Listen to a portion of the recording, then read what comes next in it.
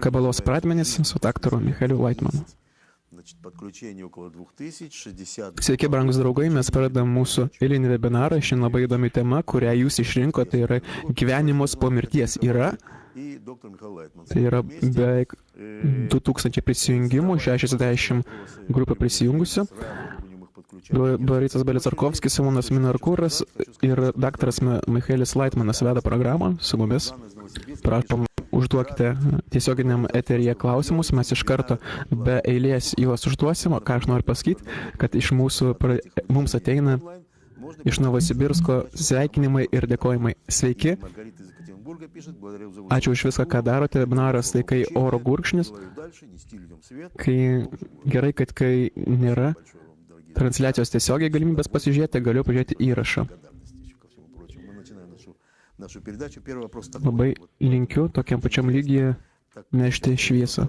Labai ačiū, draugai. Mes būtinai skaitysime visus padėkojimus. Atguiruotai mes pradedam savo laidą ir pirmas klausimas toks. Toks ir buvo klausimas, ar yra gyvenimas po mirties? Ir toks klausimas, kas atsitinka su žmogumi po mirties? Ir toliau, ar yra toks dalykas kaip reinkarnacija, kas atsitinka su siela po fizinio kūno mirties?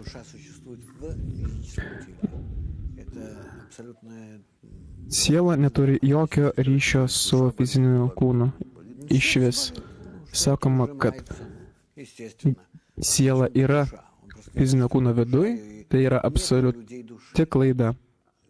Sakoma, kad jeigu siela skauda, tai iš tikrųjų, širdis skauda, kažkas ten spaudžia. Ką reiškia siela? Nėra pas žmonės sielos. Tai yra labai rimtas dalykas. Kodėl nėra sielos? Tai parašyta pas visus kabalistus, mes tai mokomės, pas žmogų nėra sielos. Siela gali būti tik tai tada, kada jis išeina iš savęs, iš savo egoizmo ir pradeda statyti save kitose.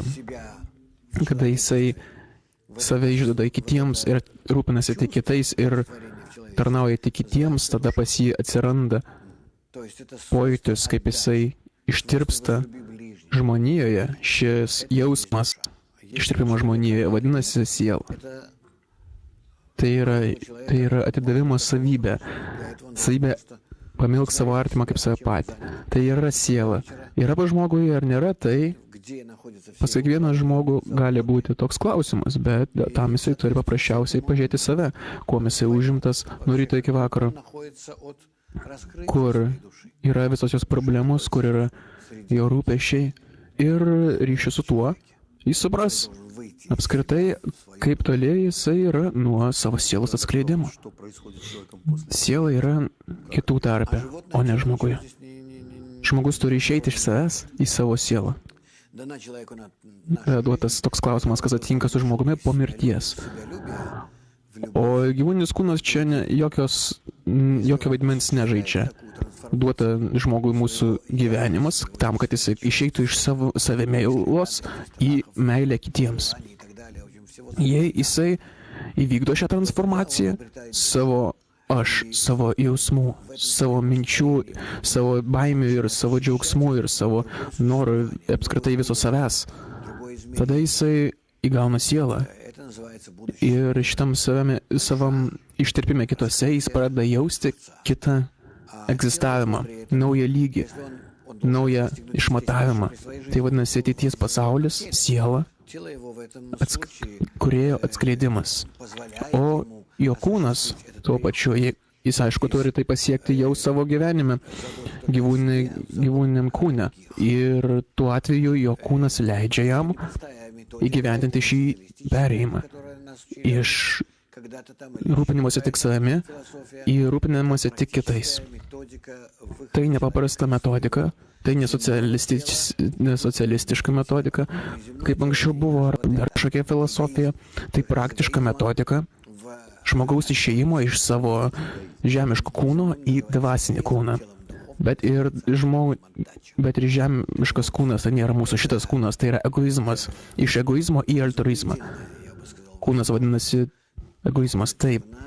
Dvasiniam kūnas vadinasi egoizmas, o žmogus vadinasi atidavimas. Taigi ši nuostabi galimybė, aš pasakyčiau, yra mumise, egzistuoja mumise, tol, kol gyvena mūsų gyvūninis kūnas. Jis yra absoliučiai neutralus. Jis egzistuoja tik tam, kad leisti mums padaryti šią transformaciją. O paskui miršta, jeigu aš, tame tarpe, kol jisai egzistuoja, galiu įvykdyti su savimi šį pasikeitimą, šią transformaciją iš egoizmo į altruizmą, tai tada aš įgaunu dvasinį kūną. Jeigu ne, tada aš tiesiog mirštu kaip bet koks gyvūnas. Aš ir skaitausi tokiu atveju tik tai gyvūnas. Žmogumi vadinasi būtent sielos įgavimas. Mano būsena, kai aš gyvenu virš savo egoizmo, jį vadinasi žmogus. Sakykite, dar vienas klausimas, jūsų paaiškinimas, kas yra reinkarnacija. Reinkarnacija, kaip jie tai supranta. Aš tai studijavau, mokiausi ir daug temų turėjau apie tai. Filosofija, čia jūsų disertacija. Taip, disertacija, aš taip prie to prisiliečiau. Yra klausimas, ar turi vietą reinkarnacija. Reinkarnacija tai yra pakartotinas žmogaus pergaminimas šiame pasaulyje. Bet tai ne tai, ką turi žmogus. Dėl to, kad žmogus šiame pasaulyje gyvenime gimsta su tam tikru dvasiniu potencialu, kurį jis gali realizuoti. Arba negali realizuoti. Taigi, reinkarnacija vadinasi tai, kad šitas dvasinis potencialas pereina iš vieno kūno, kai jisai miršta, į kitą kūną, kuris gimsta, kol žmogus šio dvasinio potencialo neįgyvendina. Bet tai tik tai dvasinis potencialas. Todėl mes žiūrėdami į mažą žmogų arba į suaugusį žmogų, pas kurį yra dvasinis potencialas, galime iš principo pamatyti, ar jis yra didelis pas jį ar mažas, ar jis pasiruošęs savo dvasiniai išraiškai, ar dar yra kažkur tai tolimuose stadijose nuo to. Kas padeda, ar kremacija, ar kremavimas, ar palaidojimas žmogui tam, kad jisai pajudėtų dvasiniam keliu. Nėra jokio skirtumo. Ar tai bus kremacija, ar kremavimas, ar tai bus palaidojimas, ar kokia nors kita metodai, ne. Induistai degina kūnus, o kiti užkasa kūnus, o dar kažkas tai juos užpildo kažkuo, tai balzamuoja ir taip toliau.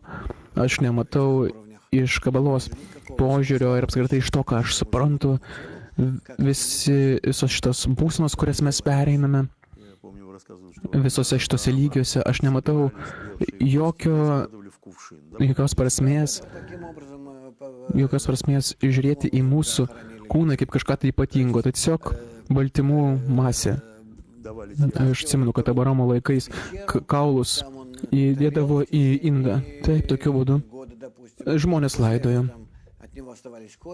Tai ir kūną įtemdavo į uolą, ten jisai irdavo, tada likdavo tik tai kaulai, tos kaulus sudėdavo į indą ir tą indą uždengdavo ir pastatydavo eilę. Ir, tarkim, šitose urvuose buvo labai daug tokių urnų su kaulais. Bet tai kažkokia tai ypatingas požiūris, ypatingas elgesys su mirusiu kūnu, bet tai tam tik kažkokių tai išskirtinių ženklų nebūdavo, nestatydavo jokių paminklų. Tai ar užkasdavo, ar po to parėjo statyti akmenis, bet irgi tiesiog akmenis ir viskas, be jokių užrašų. O mūsų laikais visą tai tiesiog apaugo tokiais veiksmais, tartum mes ir tu mes garbinam kažkokius tai idolus, atvaizdus ir greitai pradėsime, net nežinau, mauzoliejus kiekvienam daryti. Tai yra, kuo mes toliau judame į priekį, atrodo, mes tapame vis išmintingesni, protingesni žmonės, tuo labiau iš tikrųjų mes pradedam elgtis su mūsų mirusiais kaip barbarai. Jūs už tai, kad tiesiog surinkti tą kūną, kaip nors apdengti ir išmesti. Nu, aš suprantu, jeigu žmogus nėra dvasiniam pasiekime, jis nėra dvasiniam pasaulyje, tai jam šitas kūnas yra iš tikrųjų prigimtinis, artimas, kažkoks tai yra ryšys su juo. Na, tai užkaskim. Padėti kur nors į kokią nors iškastą urvą arba kokį nors kambarį kartu su visais kitais kūnais ir viskas. Kasgi čia dar turėtų būti? Aš apskritai nematau tiesiog. Valiusulamas, mūsų didysis kabalistas, jis pasakė, man apskritai nesvarbu, kur už kas maišą su mano kaulais. Taip jisai žiūrėjo į savo kūną. Ir tai iš tikrųjų labai aiškus ir teisingas toks tokia kryptis kabalisto požiūris į fizinį kūną. Iš karto daug labai klausimų. Šitą klausimą galima iš atsinos, ar kabalistas gali išsirinkti savo kūno kremaciją arba užkasimą. Koks skirtumas? Nieko jis neišsirinks. Kai mirė mano mokytojas, nei kur jį užkast, nei kaip jį užkast. Aš išėjau ir likit sveiki. Darykit, ką nori, čia jūsų reikalas. Tai yra žmogus rūpintis anksto, kas su juo atsitiks po mirties. Taip gerai Valiusulamas nesirūpino tuo. Jis mirė, jo mokiniai galvoja, kurgi jį užkas. Tada vienas mokinys atsiminė, kad kažkokios tai kalvos su juo pasivaikščiojimą Jeruzalėj. Ir jisai atsistojo kažkokioj tai vietoj ir pasakė, man patinka šita vieta, čia kažkoks labai geras oras ir labai geras vaizdas. Ir jis atsiminė tą vietą ir sakė, ir ten jį ir palaidojo. Ir mes kiekvienais metais važiuojam į mirties metinės atšvęsti. Čia tradicija, nieko tame nėra. Liudmila klausė, žmogus miršta savo mirtimi, jis gali paskęsti, jį gali užmušti, ar ta aplinka veikia kažkaip tai jo sielą? Ne, visiškai neveikia. Tai yra valdymas iš aukščiau. Ir aišku, mirtis veikia žmogaus sielos išsitaisimą, bet kokios mūsų kančios, jos veda link sielos išsitaisimo. Bet mes negalime sakyti, nes kitaip mes praeisim prie tokios būsenos, kai eina šitie savižudžiai, arabai, kurie pasiruošia užmušti kitą ir jeigu jie mirs patys, kol užmuša kitą, tai jie aišku, kad galvoja, kad jie pateks į rojų ir mums reikia susimastyti ir šiek tiek atsargiai apie tai kalbėti su žmonėm, kad jie nebreitų prie klaidingų išvadų. Pats aiškiausias dalykas yra mirtis gyvenime. Bet ir pats neaiškiausias dalykas yra, kada jį įvyks. Kodėl taip yra, kodėl jis paslėpta. Tai labai gerai. Dėl to, kad žmogus privalo prieiti prie tokios būsenos, kai jam bus apskritai nesvarbu, kokią akimirką savo gyvenime, savo gyvūniniam egzistavime jis išsiskirsto savo gyvūninių kūnų. Tai apskritai nesvarbu, aš turiu prieiti per tokios dvasinės būsenos, kai aš gyvenu toje dvasioje, o ne kūne. Todėl man visiškai nesvarbu, aš jame egzistuoju ar ne. Tik tai dėl kogi aš pradedu tęsiu savo egzistavimą šitame kūne, tam, kad galėčiau kuo daugiau paveikti kitus, paveikti pasaulį. Ir nedaugiau. Todėl man nesvarbu. Taip turi būti pas žmogų. Man nesvarbu, kokio laiko metu aš su tuo išsiskirsiu, aš tame esu tiesiog aukštesnio valdymo valdžioj. Ir viskas. Daug kas kalba apie tai, kad tik tai susirgęs nepagydoma liga jau pradeda suprasti, kad už kelių mėnesių jie mirs, jie pradeda galvoti apie gyvenimo prasme ir jie netgi rašo apie tai, kad tai patys geriausios dienos, dėl to, kad jas praleidžia su prasme. Ar teisingai galvot, kad mirtis pastumė žmogų, kad jisai ieškotų gyvenimo prasmės? Mirtis, aišku, natūralu, todėl ji yra nepaaiškinama ir pakankamai paradoksaliai mumis jaučiasi iš anksto, ko nėra pas gyvūnus. Pas gyvūnus yra labai aiški mirties pojūtis, mirties nuojauta, kad jie yra daug labiau artimesni tai mirties būsenai. O pas žmogų, na, aišku, jeigu nebūtų mirties, tai žmonėsgi visiškai save elgtųsi kitaip. Taip, visi išsiaiškinimai, visi išskaičiavimai eina tik per mirtį, bet tai yra labai blogai. Dėl to, kad žmogus yra prisirišęs prie šio gyvūno, kuriame jisai yra. O kabala mums leidžia pakilti virš to ir jau daryti kitus išskaičiavimus, nepriklausomus nuo gyvūninio kūno, dėl to, kad kai tik tai mes iš jo išeinam ir patenkam į amžiną tobulą energijos informacijos tėkmę ir šviesą, mes iš karto liaunamės turėti tą ryšį su savo gyvūniu kūnu. Aišku, mes turime jo rūpintis dėl to, kad mes šiame gyvenime darome tam tikrus ištaisimus jo pagalba, bet rūpesčio juo praktiškai tik tai tame, bet tai ne jo pačiu. Iš Novosibirsko klausia, kodėl žmonės taip traukia prie mirties.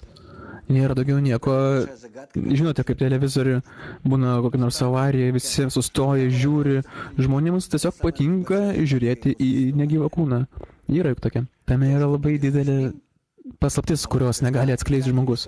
Tai yra paslaptis. Taip, kuri jį irgi liečia. Tai pati didžiausia paslaptis jo egzistavime. Tai, kas atsitiks su juo, o kada ir kaip ir kas, tai neaišku. Ir kaip jisai bus tame, jis nori pažiūrėti kitus, nori žvilgti kitus, kad pažiūrėti, kas atsitiks su juo. Tai filmai yra apskritai visiški serialai, 100 000 serialų apie mirusius, aš jums galiu parodyti, kad jie atsistoja. Я даже смотреть не хочу такие вещи. Jie atsistoja ir vaikšto. Ne, aš net nenoriu žiūrėti tokius dalykus. Na, aišku, tai Holivudas, tai tiesiog išmislai, kad užsidirb.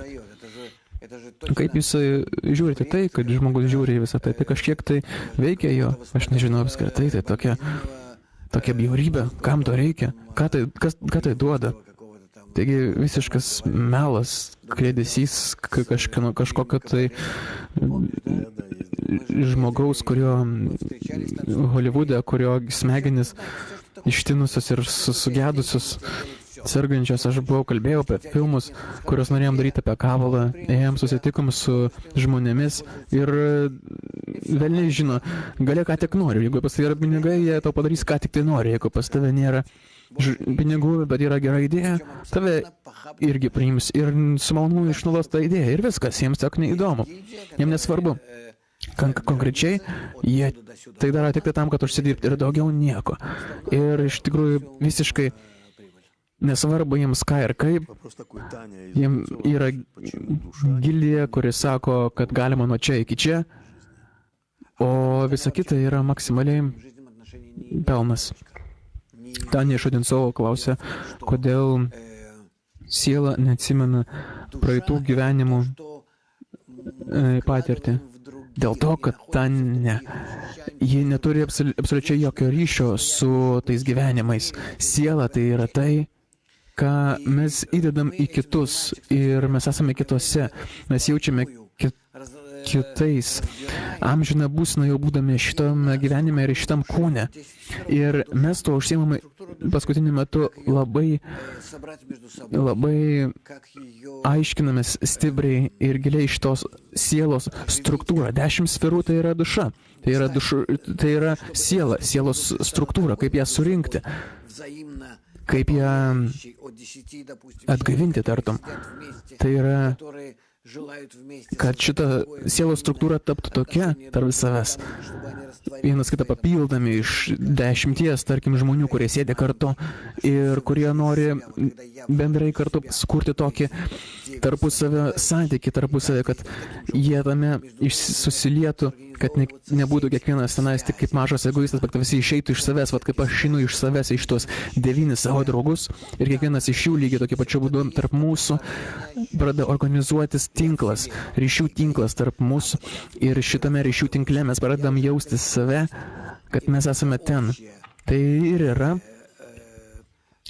kito pasaulio jausmas. Aš save esu kaip egoistas, o kada aš įsidedu į kitus, tada aš altruistas. Ir šitas bendras, tai, ką mes tarpusavėje sukuriam, šitą ketinimas, noras, tai vadinasi siela.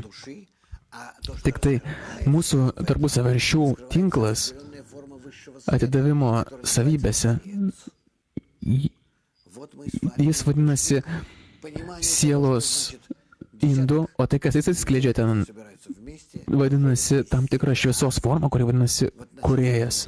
Štai mes su jumis ir atėjom prie supratimo, ką reiškia 10 žmonių, kurie susirinka kartu, išeina iš savęs, vienas kito atžvilgiu. Tai yra ilga ir nepaprasta metodika išeiti iš savęs, kitų atžvilgių pamilk savo artimą kaip save ir ten randa ryšį tarp savęs, tokia ryšių struktūra, kuri vadinasi sielos indas. Ir pas juos yra viena siela ant visų.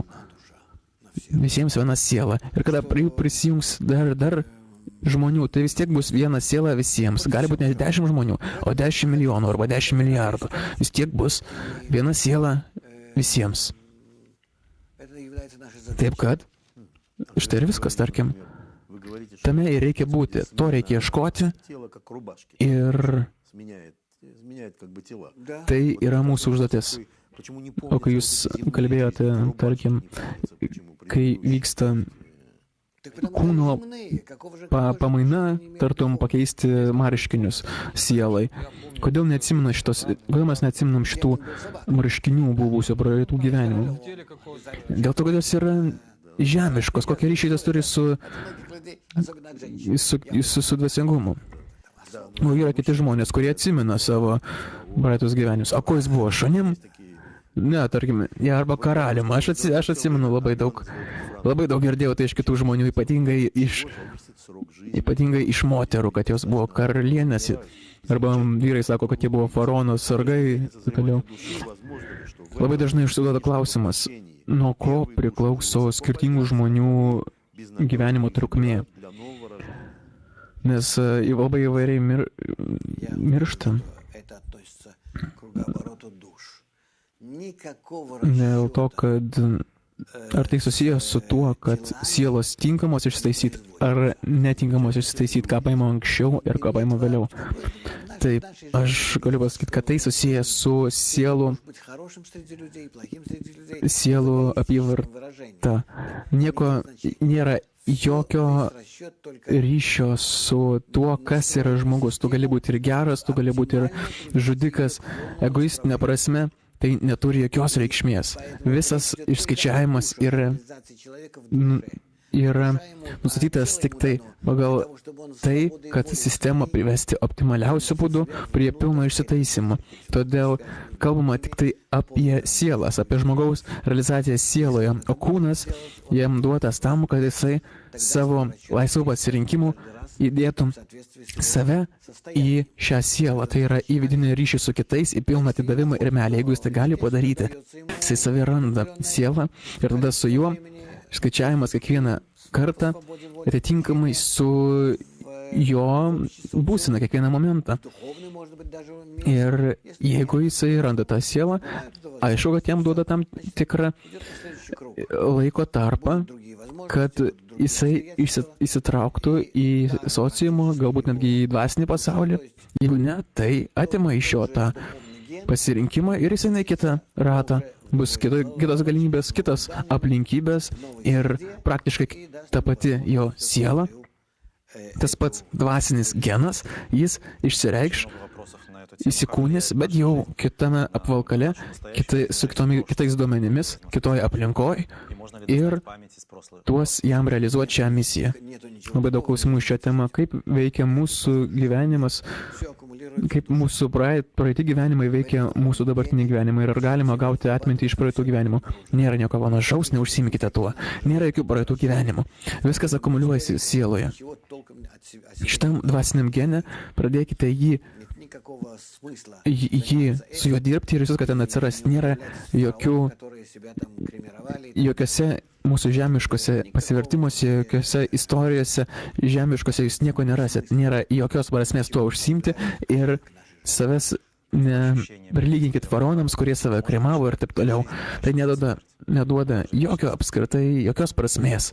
Nieko neduoda mūsų gyvenimui. Jurijus iš Kirovogrado klausia, ar gali žmogus pajausti gyvenimą ir amžinybę jau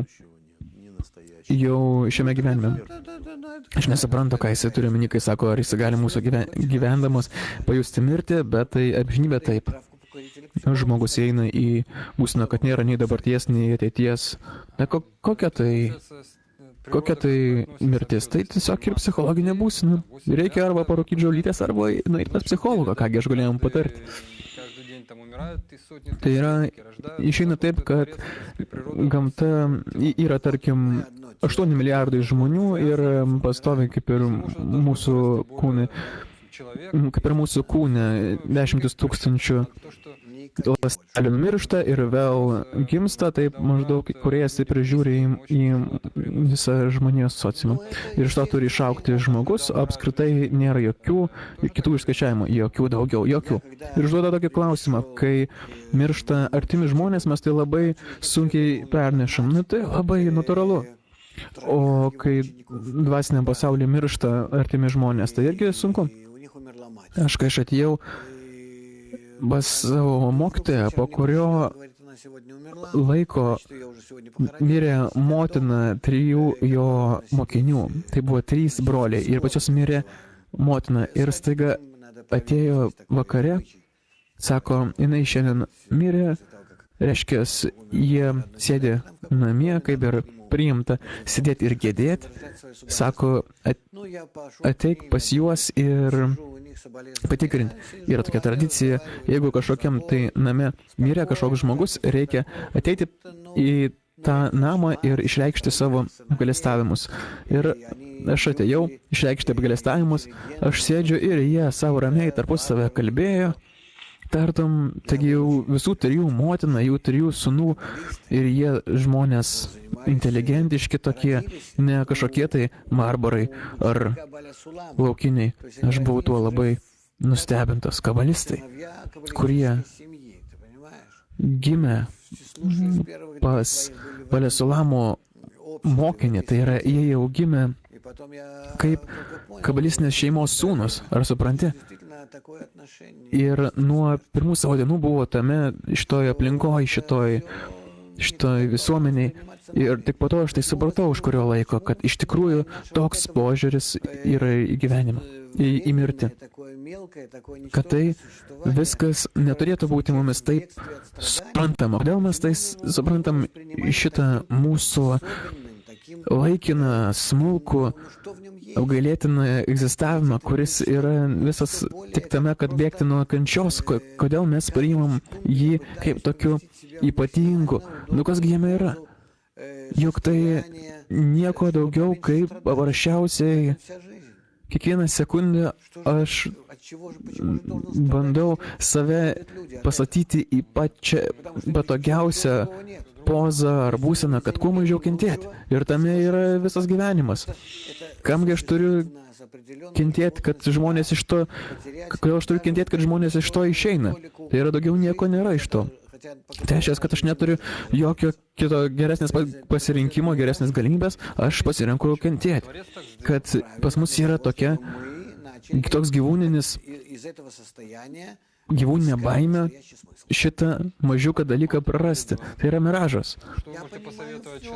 Taigi, kurie tai padarė? Teisingai, tam, kad mes pradėtume iš šitos būsenos pradėti ieškoti tikros prasmės. Gerai motina, o kada vaikas Gali pažiūrėti pas gyvūnus, jie irgi, mesgi irgi, ta prasme, esam gyvūnai. Aišku, kad mes kenčiam, aišku, kad mes jaudinamės, bet vėlgi, prasmė viso to. Jeigu žmogus neišeina į kitą būseną, jeigu jis netęsia savo gyvenimo toliau, naudojantis šio galimybę, kurią jisai turi šiame gyvenime, tai numirs ir mirs, anksčiau ir vėliau. Praeina amžiai ir tiek kartų. Aišku, kad tai bus. Kol mes visi neišeisim į aukštesnį pasaulio pojūtį. Aš įsitikinęs, kad tai turėtų pradėti realizuotis jau dabar masėse. O jeigu žmogus praeitam gyvenime mokėsi kabala, ką jam duos sekančiame gyvenime, ar jis ras greičiau kelią į kabalą? Jeigu žmogus praeitam savo persikūnime mokėsi kabalos, ką reiškia mokėsi, kokio lygio jis pasiekė, tai turime omeny. Jisai gali būti, kad buvo jau tam tikram dvasiniam lygyje ir reiškia, kad jis neturėtų grįžti į šią žemišką būseną, bet gali grįžti dėl to, kad pas jį yra tam tikra misija kitų žmonių atžvilgių. Tai jau ne mūsų reikalas, tai jau aukštesnis valdymas.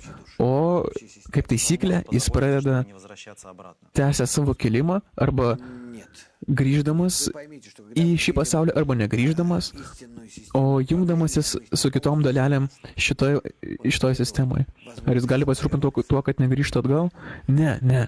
Jūs supraskite, kad kada mes matome tikrąją valdymo sistemą, mes su ją visiškai sutinkame. Pas mus nėra galimybės dėrėtis. Suprantate?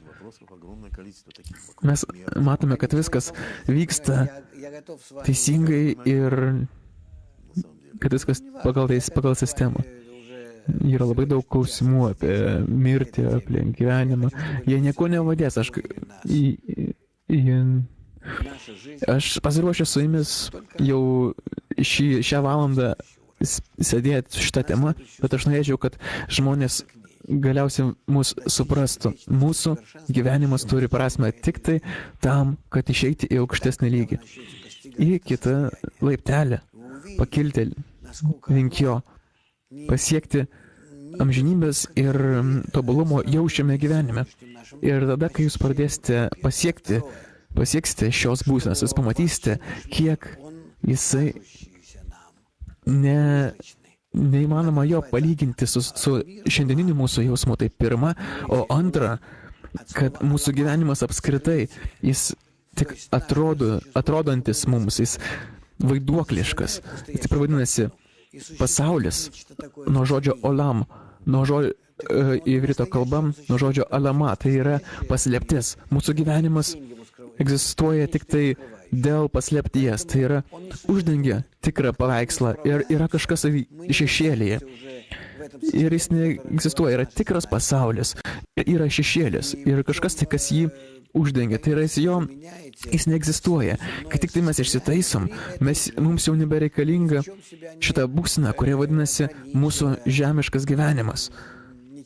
Ir supraskite, kad jūs keičiate savo žemišką būseną jau šitame gyvenime, niekuo savęs nepribodami, niekuo nerizikuodami.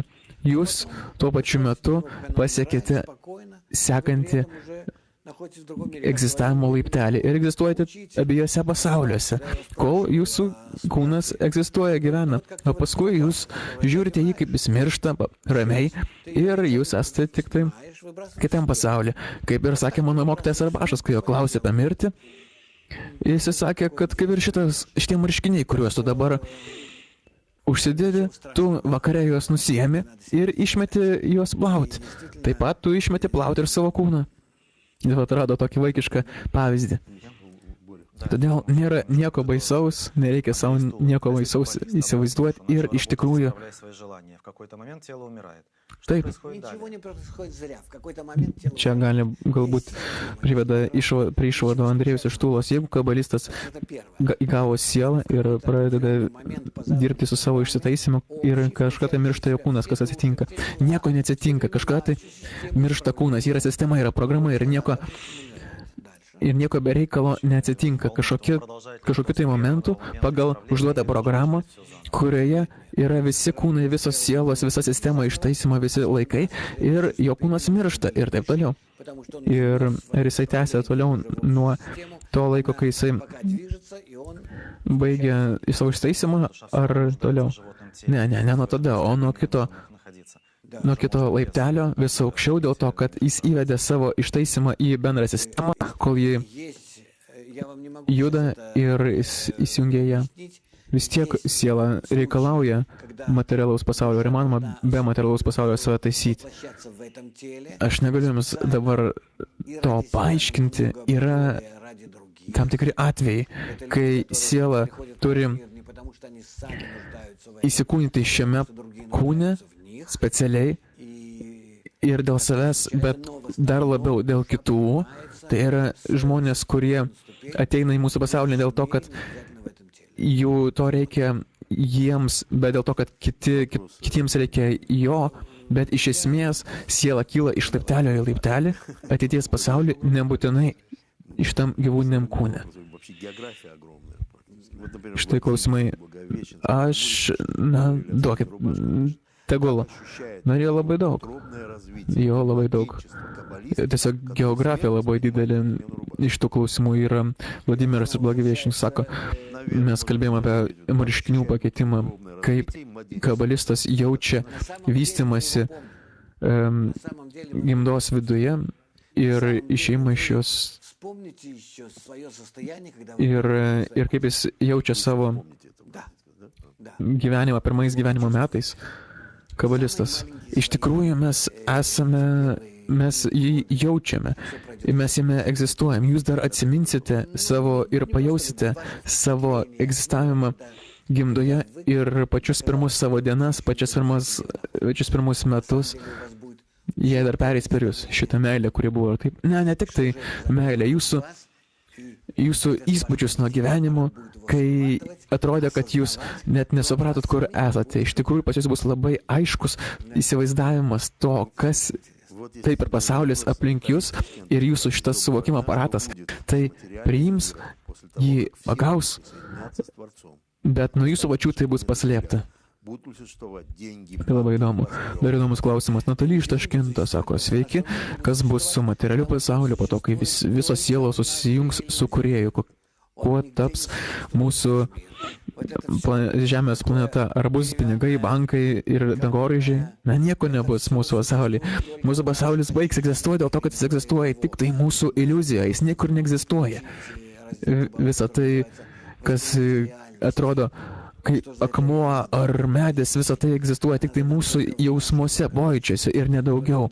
Reikia tik tai pasimokyti iš kabalos skyriaus, kuris vadinasi tikrovės suvokimas. Ir kas iš tos tikrovės yra duota mūsų suvokimui. Tai yra tik tai mūsų pojūčių organuose, tik tai mūsų realybės suvokime.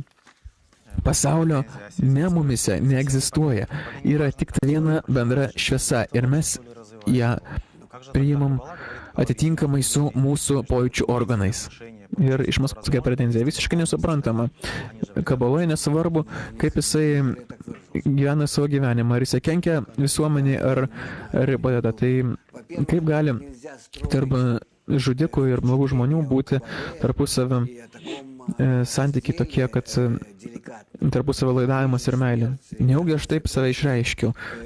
Visų pirma, negalima statyti apie kabalą tokio įvaizdžio ir apie šitą skyrių, kuris yra labai jautrus, kaip mirtis ir gyvenimas ir visa kita pagal šitą pokalbį, kurį mes dabar vedame. Tai yra labai didelis, labai daug medžiagos, yra labai daug mano pokalbių šitą temą. Aš labai norėčiau jums patarti, kad net ne šiaip gautume įspūdį iš šios minutės ir spręst pagal tai toliau, arba tuo pačiu labai dar tokią priimti netinkamą nuomonę, aš galiu ir klysti, aš galiu blogai išsireikšti, aš labai patariu paimti mūsų medžiagą ir labai gerai išsiaiškinti, labai gerai darbščiai išmokti ir vėliau užduoti klausimus pagal tai ir aš pasistengsiu labai kantriai jūs atsakyti. Ką reiškia, kad nepriklauso nuo, kaip žmogus praleidžia savo gyvenimą? Aišku, kad priklauso, bet tai, ką aš noriu pasakyti, kad iki tol, kol žmogus neperėjo į tą būseną, kaip jisai išeina iš šio pasaulio pojūčio savo egoistinio į dvasinį pasaulį, į altruistinį pojūtį, altruistinę būseną, jis vadinasi neištaisytų. Ir todėl visiškai nesvarbu, iš tikrųjų nesvarbu, jis daro geresnius darbus ar piktesnius. Mes jo iš kabalos požiūrių negalim niekaip vertinti, dėl to, kad jisai yra savo egoizme, toj pusėje. Ir ar jisai savo egoizmu daro biškit geriau žmonėmis, ar biškit blogiau žmonėms, tai neturi reikšmės. Jis laik viską tai daro tik tai dėl savęs. Kabala vertina žmogų tik tai pagal jo ketinimą, ar dėl savęs, ar dėl kitų. Ketinimas turi labai didelę reikšmę. Todėl reikia labai aiškiai įsiaiškinti, ar tai kabalistinis vertinimas žmogaus atžvilgiu, ar tai mūsų bendražmogiškas, visuomeniškas požiūris. Todėl žmogus gali būti labai gražus, labai geras savo elgesiu visuomenės atžvilgiu ir labai gali daug gero norėti, bet jis tiesiog paprasčiausias egoistas. Todėl su juo neturime jokio ryšio ir ateities pasaulyje jam nieko nepriskirta, nieko negalime įvertinti žmogų pagal jo ketinimus. Tiesiog paprastai. Klausimas, kaip kabala žiūri į klinišką mirtį? Kaip į paprastą mirtį, kasgi tokio? Nieko čia ypatingo. Kliniška ir kliniška. Aš irgi tame buvau. Na, pas mane buvo avarija ir aš save taip jaučiau. Tai normali būsena. Tai aišku, nenormali gyvūnio kūno būsena. Tai, kas ten atsiskleidžia žmogus. Žmonės ten tunelį mato šviesą. Tai visa tai yra tik tai mūsų vaizduotės produktas, kaip ir aš jaučiau visokius dalykus. Tai sako, kad tai reakcija mūsų organizmo. Aišku. Gerai, kaip kabala žiūri į mirties nuosprendį, į mirties bausmę? Aišku, kad į kabala apskritai viską žiūri blogai. Ką reiškia, kad ar tai mirties bausmė, ar jisai paskendo, ar autokatastrofai mirė. Na, tokia mūsų yra su aplinka ryšys. Ar yra tokie nusikaltimai, iš kuriuos reikėtų nutraukti žmogaus gyvenimą?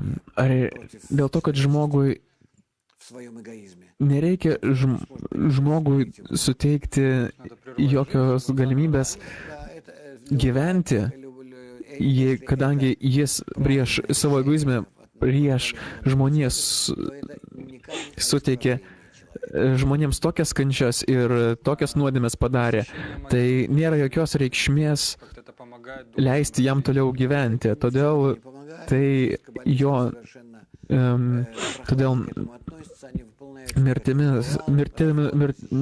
bausmė mirtimi leidžia jam iš naujo atgimti ir toliau taisytis. O vaikščiojimas, rūpinimasis kapais, kaip jie žiūri į tai.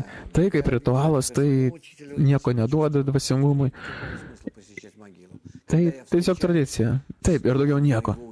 Jeigu manęs paklaustume, tai aš mačiau tai ir pagal savo mokytoją, ir pagal save, nėra jokios prasmės lankyti kapus. Kai aš susitinku su savo mokytojo sielą, mokydamasis šio rašto, tai yra daug geriau, negu aš sėdžiu tarp tų šaltų akmenų. nereikėtų taip tiesiogiai kalbėti, bet ar galima sulyginti Maksomo perėjimą su mirtimi? Ar tai mirtis? Ne. Maksomo perėjimas tai sielos gimimas. Tai egoizmo mirtis. Taip, egoizmo mirtis, bet tai vis tiek nemirtis. Tai jo, sakyk, reinkarnacija. Tai yra jo persikūnimas. Dabar jisai pradeda dirbti dėl meilės ir atidavimo. Ne dėl to, dėl ko jis ir egzistuoja. Yra labai daug klausimų asmeniškų. Kokia mirtimi jūs norėtumėte mirti? Aišku, norėčiau, kad ramiai miegodamas. Tiesiog atsisukti į senelį ir viskas. Tai yra pas kiekvieną natūraliai. Taip pat ir pas mane. Taip pat ir mirė mano mokytojas pas mane ant rankų. Aš skaitau, kad jis mirė gerą mirtimi. Miegė? Na taip, dėliai miegė. Ryte, tai buvo iki 10. Ryto neatsikeldamas. Aš buvau, kol kai jis mirė. Ar jūs bijote mirties? Ne. Aš net nemanau, kad daugelis žmonių bijo mirties. Iš tikrųjų, daugelis netgi norėtų jos. Ar jūs žinote savo mirties datą? Aš tą net sakyti negaliu. O kam? Jeigu žmogus yra aukščiau šitos būsenos, tai tada jis tai žiūri ramiai. Jis žino, kaip planuoti savo požiūrį į pasaulį, savo požiūrį ryšį su mokiniais ir taip toliau, tai jam padeda. O jeigu tai iš tikrųjų jį suspaus, tai kam to reikia? Ir kabalistas žino, ir noriu sakyti taip, kabalistas apskritai žino. Tai tiksliai nežino, bet nebūtinai. Tai gali būti netgi nuo jo ir paslėpta. Elvyra iš Maskvos klausia,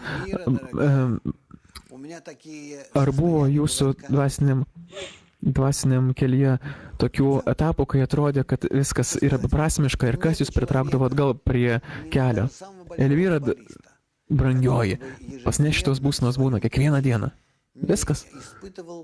Kągi jums pasakyti, nėra žmogaus, netgi pačio didžiausio kabalisto, kuris kiekvieną dieną savo kelyje nepatirtų priešingas būsenas. Nuo pačio didžiausio minuso iki pačio didžiausio pliuso.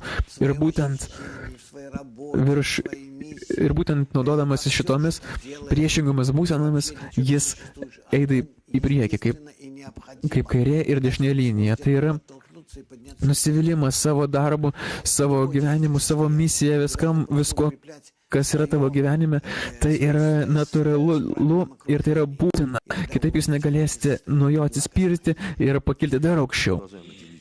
Nebijokit šitų būsenų, jūs turite tik tai stiprinti savo ryšį su teisinga aplinka ir tada jūs matysit, kaip šitos būsenos yra geros. Mes tęsiam šitas asmeniškus klausimus. Kam jūs perduodat šitas žinias, ką tai jums duoda? Aš vykdau savo misiją.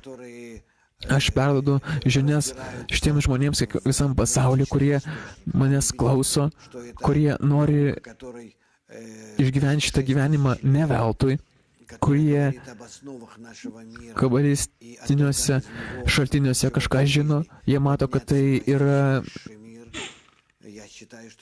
mokslas, kuriam yra 6000 metų, kuris kalba apie mūsų pasaulio pagrindus ir kaip iš jo šiame gyvenime pakilti ir pasiekti aukštesnį gyvenimą. Aš skaitau, kad žmonėms tai yra būtina ir žino.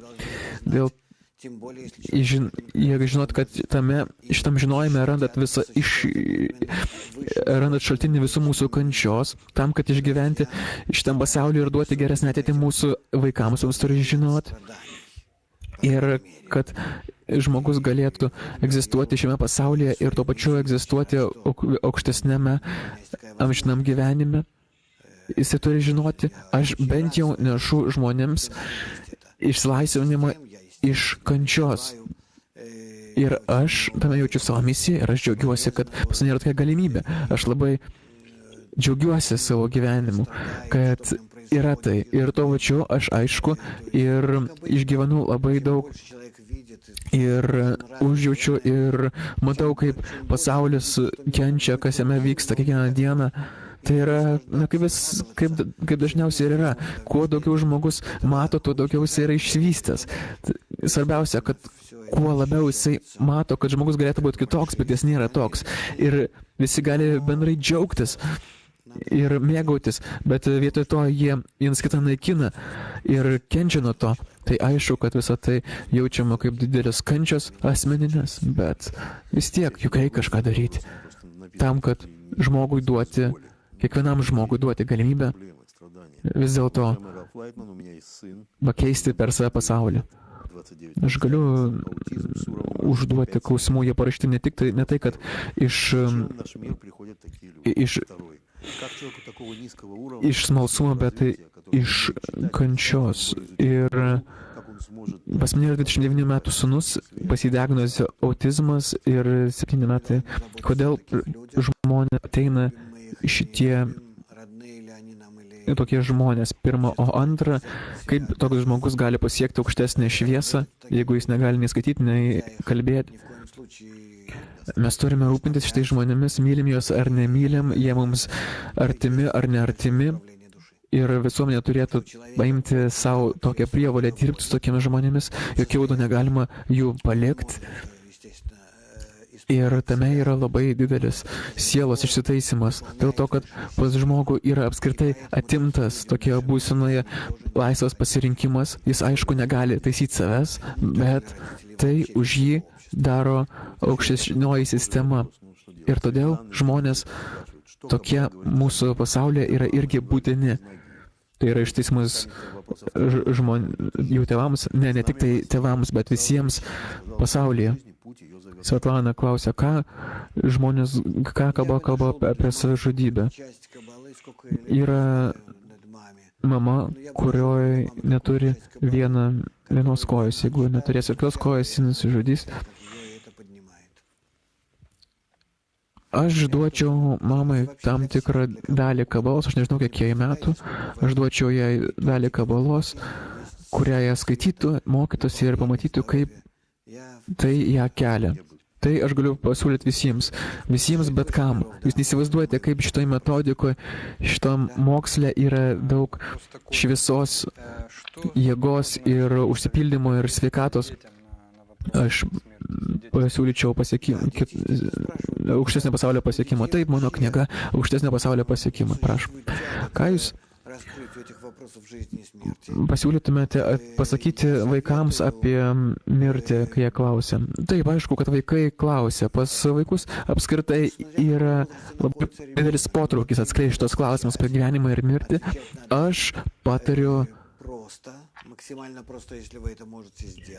žiūrint, kokiame yra amžiuje žmogus, bet apskritai reikia jam atsakyti. Atsakyti reikia paprastai, maksimaliai paprastai, jeigu jūs tai galite padaryti.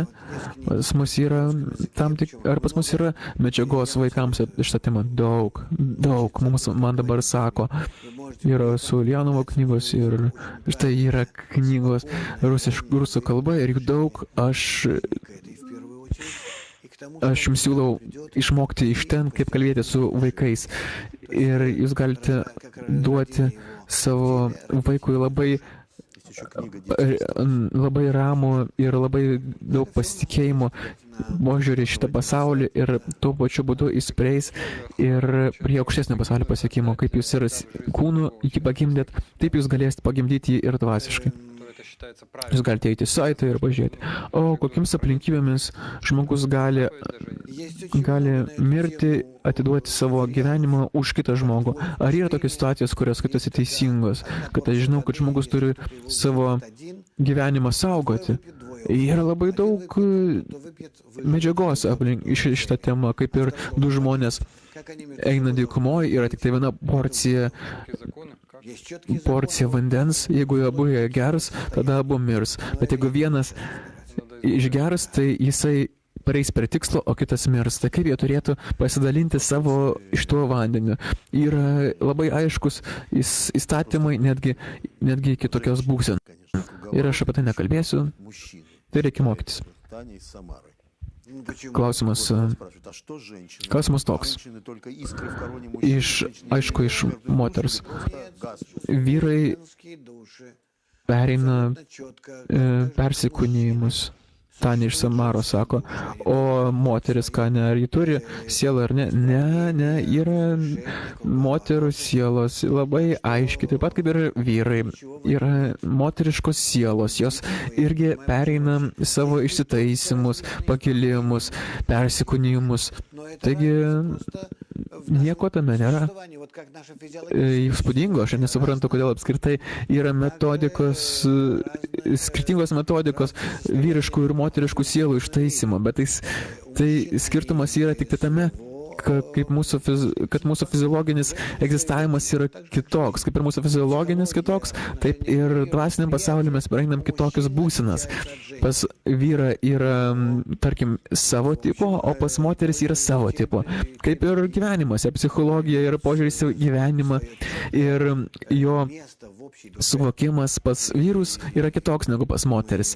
Bet iš esmės tiek vieni, tiek kiti turi savo aiškę vietą bendroje sieloje ir mes, be jokios abejonės, mums reikalingos tiek moteris, tiek vyrai, kad kartu mes judėtume į priekį. Taip yra pasakyta, kad vyras ir moteris ir kurio atskleidimas tarp jų vyksta. Ar galėčiau paprašyti tokio mūsų pokalbio išvadų apie mirties ir gyvenimo. Taip mes vadinasi tema gyvenimo ir mirties tema išvados. Kaip reziumė, gyvenimas po mirties, šio pokalbio reziumė aš pasakyčiau taip. Kabala, ji duoda savo savokas, kas tokia yra. Kas yra gyvenimas? Gyvenimas tai egzistavimas šviesoje, atidavimas savybė, kai priimama begalinė, beribė suvokimo, egzistavimo suvokimas, kai tu per šitą būseną plauki be galo ir jauti šitą pojūtį be galo, kai dingsta šitos realybės suvokimas, dingsta laiko ir erdvės suvokimas, tu įeini į kitų koordinačių sistemą. Ir atsiranda kiti, tarkim, kitos ribos, sakykime, kaip tu save kitų atžvilgių suvoki. Prie to reikia priprasti, į tai reikia įeiti. Ir tam praeina kartais keli metai, kol žmogus pradeda jausti aukštesnį pasaulį. Bet mūsų užduotis yra išeiti į aukštesnį pasaulį iki tol, kol mes išsiskirsim su savo dabartiniu egzistavimu. Tame yra ir kabalos paskirtis. Pranešimas, kad šią savaitę baigėsi kursai, rudens kursai ir kviečiame prisijungti per jų, mygtukas po apačią ir dabar Blitzas, Lora iš Talino. Ką jūs patarsite mirtinai susirgusiam žmogui dėl savo šeimos, kaip ją rūpintis? Kaip ją rūpintis? Na, tegul, ką tik tai gali, jisai sutvarko ir ramiai, su ramia sąžinė, švaria sąžinė išeitų. O ką daryti, jeigu šeimoje yra mirtinai sergantis žmogus? Na, kažkokiu būdu reikia jų rūpintis, kągi daryti. Nesuprantu, kodėl kabala čia turi kažką sakyti. Priešingai tam, kas yra priimta pas žmonės. Olė iš Berlyno, ar gali žmogus savyje sutelkti daugiau kančių, kad kiti galėtų eiti greičiau pasiekimo? Ne, nereikia apskritai to daryti. Apskritai, kentėti nėra įsakas ir nėra tikslas, tuo pačiu pats pagrindinis tikslas. Priešingai, žmogus turėtų gyventi ir mėgautis ir būti patenkintų savo gyvenimu, dėl kad jį tokiu sukūrė kūrėjas ir padėti kitiem pasiekti būtent tokios būsenos. Marija iš Maskvos. Siela su kūnu nėra surišta, tai yra aš nesu siela, tai kas tada esu aš? Aš dabar, ką sako žmogus, tai aš yra mūsų gyvūninė būsena. Aš jaučiu save egzistuojančiu šitame gyvūninėme kūne. Tai yra mano aš, egoistinis aš, kuris nori mėgautis. Andrėjus iš Tūlos klausė, jeigu ir teisinga, kad moteris kiekvienam savo persikūnime yra moteris, o vyras yra vyra. Taip. Kaip kabala žiūri eutanaziją? Kabala apskritai blogai žiūri į bet kokį veiksmą, kuriuose žmogus, tarkim, valdo tarkim, savo gyvenimą ir mirtimą ir valdo. Ir išeiti anksčiau laiko ir nėštumo nutraukimą, aišku, jis gali saugoti nuo to, bet nutraukti gyvenimą jau negalima. Ar tu nutrauki tai jau nėštumo metu, ar nutrauki jį, kai žmogus yra tokiam ypatingo būsenai prie mirties. Bet apskritai, aš manau, kad mes jau baigiam ties to, ar mes dar kalbėsim apie tai. Kad nors dabar grįšim prie šitos temos. Kągi reikia dar pasakoti.